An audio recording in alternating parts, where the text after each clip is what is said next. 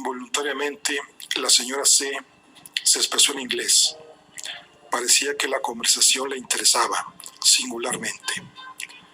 Tras un breve momento, en el cual permaneció pensativa, fijó en mí sus claros ojos para interrogarme.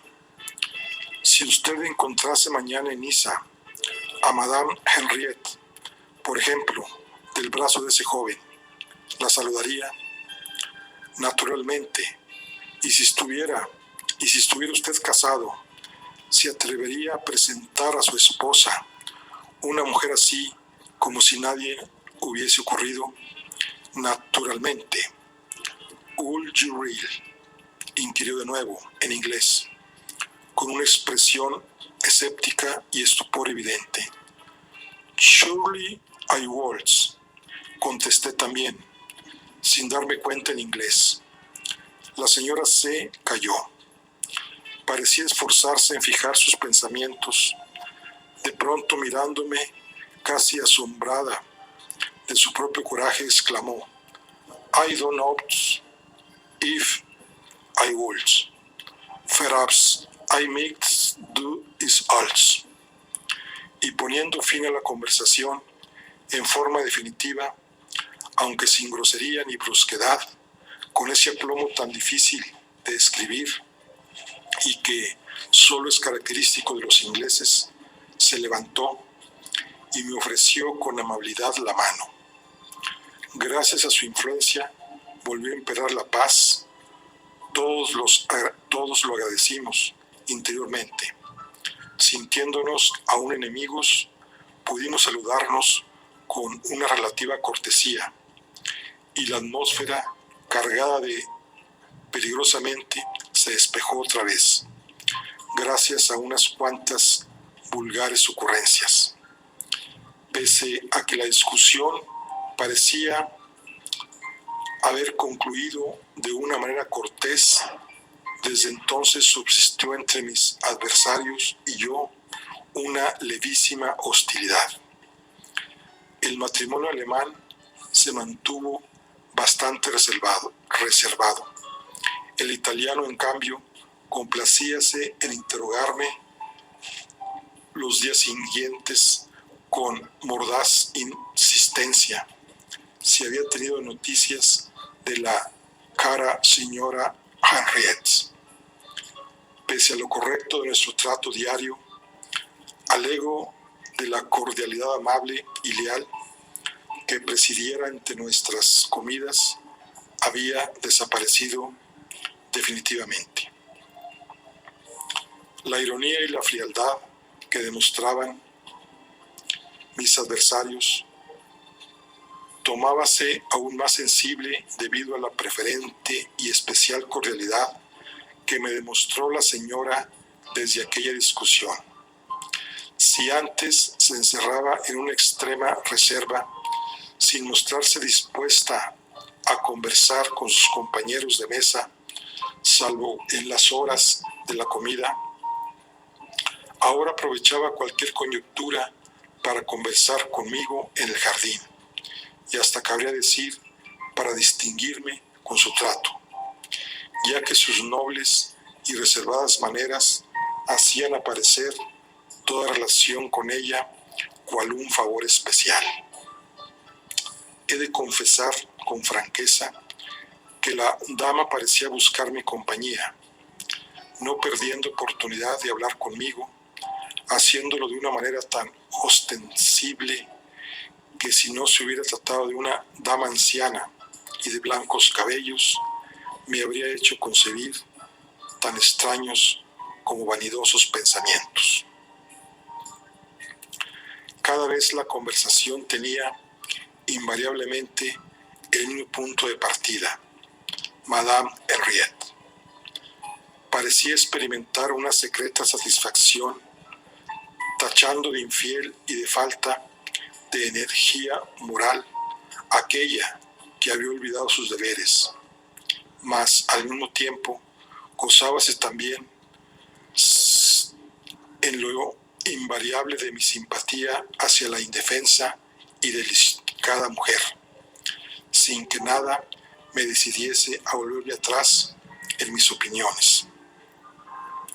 En vista de que nuestras conversaciones siempre derivaban hacia el mismo tema, terminé no sabiendo qué pensar de esa extraña obsesión en que parecía descubrir una punta de pesadumbre. Esto duró 5 o 6 días, sin que ella revelase con una sola palabra el motivo por el cual semejante tema revestía tal importancia, pero que tal era se evidenció completamente cuando en el curso de un paseo declaré que mi estancia en la playa había llegado a su término y que partiría dentro de un par de días. Fue entonces cuando su rostro, de ordinario impasible, se contrajo repentinamente y en forma singular. Por sus ojos, de un gris marino, fugazmente cruzó la sombra de una nube. ¡Qué lástima! Y yo que deseaba conversar aún de tantas cosas con usted.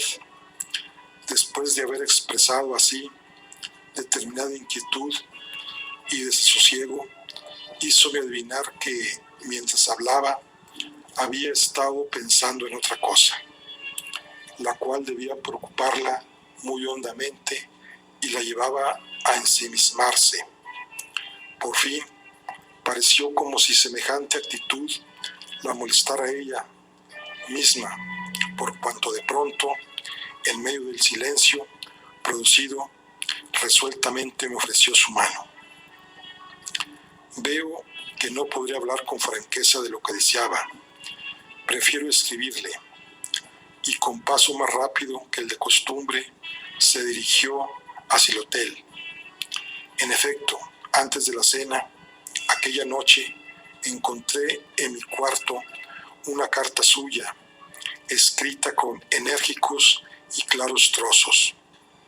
Por desgracia, siempre he sido un hombre distraído en lo que se refiere a la conservación de las cartas recibidas en mis años mozos.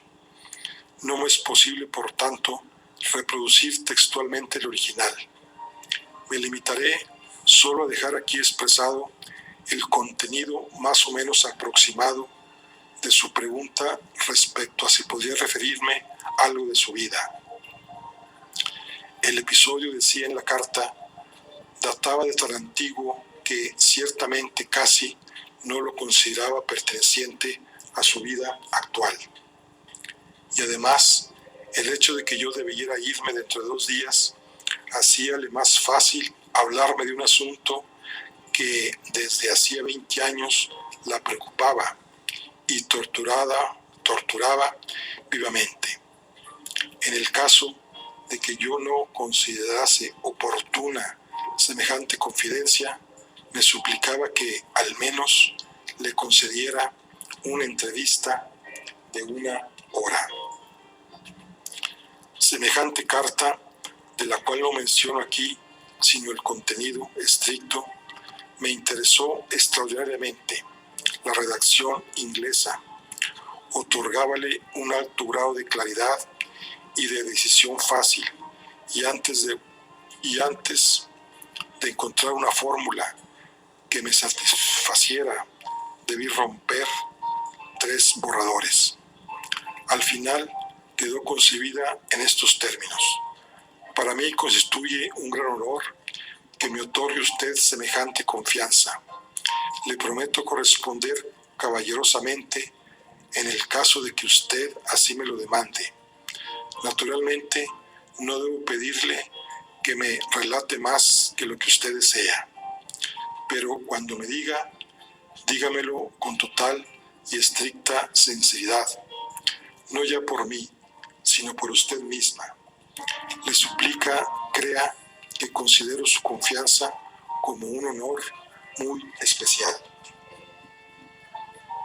Mi carta llegó a su cuarto por la noche. A la mañana siguiente hallé la respuesta. Usted tiene perfecta razón. La verdad a medias carece de valor. Solo la tiene la que exponemos íntegramente. Me esforzaré lo que sea necesario para no ocultar nada ni a usted ni a mí misma. Venga después de cenar a mi habitación. A mis 67 años me considero cubierto de toda malintencionadencia. Hablar en el jardín o en la proximidad de otras personas no me sería posible. ¿Puede usted creer de veras que el decidirme a esto no ha sido para mí nada fácil? En todo el día nos encontramos aún en la mesa, donde charlamos de cosas indiferentes. En el jardín, en cambio, visiblemente turbada, evitó cruzarse conmigo.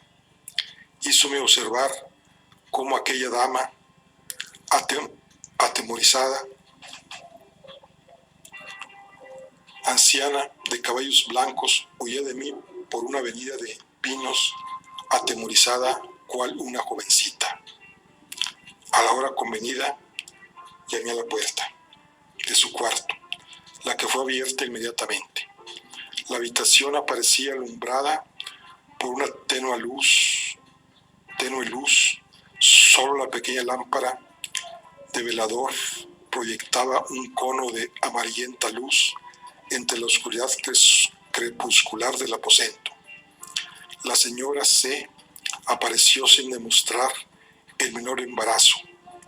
Pude adivinar que no había un solo de sus movimientos que no hubiese sido cuidadosamente preparado, pese a lo cual se produjo una pausa visiblemente contra su voluntad, una pausa de difícil solución y que fue prolongándose por momentos sin que me atreviera a cortarla con una sola palabra, consciente de que en aquellos instantes una voluntad poderosa sostenía una lucha violenta con una fuerte resistencia. Del salón nos llegaban de vez en cuando apagados los truncados acordes de un vals. Yo escuchaba con atención, como deseando despojar aquel silencio de algo de su molesta opresión, demostrando darse cuenta ella a su vez de lo penoso de la pausa, excesivamente prolongada. De súbito hizo un gesto decisivo y comenzó.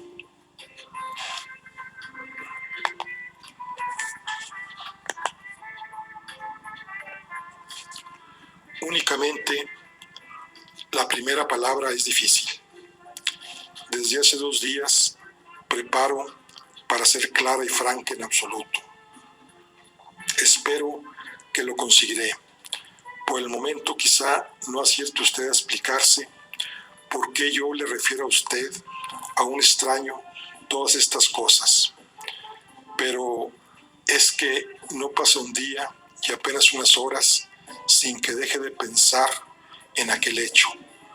¿Puede usted creer a esta mujer de edad avanzada cuando le declara que no hay nada más insoportable que pasar toda una vida con la obsesión de un solo punto, de un solo día, de una existencia?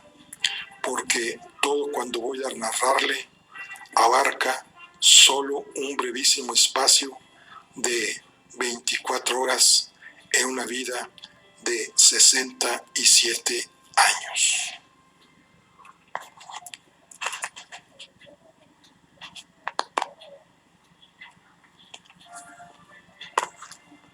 Con frecuencia me he dicho a mí misma, hasta volverme loca, qué escasa importancia tiene, dentro de una prolongada existencia, el haber obrado mal en una única ocasión.